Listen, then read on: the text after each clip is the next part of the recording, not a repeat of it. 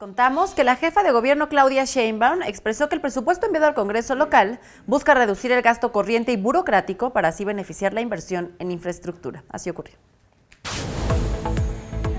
Los beneficiarios de los programas Pensión Alimentaria para Adultos Mayores, Prepasí y los apoyos a personas con discapacidad recibirán a partir de enero el incremento en su recurso mensual, avalado por el gobierno federal, ya que en el lapso de 3 meses tomará la administración de estos programas. Así lo informó la jefa de gobierno Claudia Sheinbaum durante su conferencia de prensa matutina.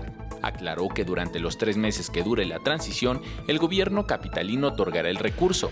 Añadió que en materia social se terminarán con los programas clientelares para apostar por la universalidad de los apoyos a sectores que realmente lo necesitan. Ya no va a haber despensas, ya no va a haber repartición de despensas en el gobierno de la ciudad. Eso en el gobierno de la ciudad representaba cerca de 120 millones de pesos, por lo menos lo que declaraban.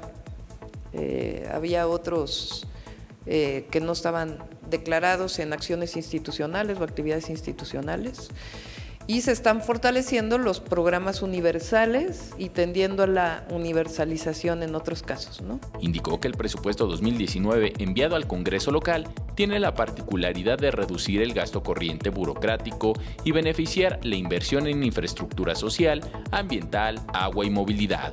Lo que se disminuye en todos los casos en el gobierno es la burocracia.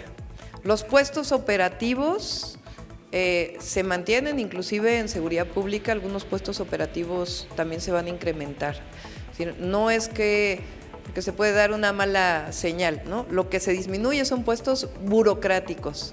Tras el desacuerdo manifestado por los diputados locales del PAN durante la entrega de la propuesta presupuestal, Sheinbaum Pardo declaró: Lo que pasa es que ellos estaban acostumbrados a que se negociaban los moches previamente. Aquí se acabaron los moches.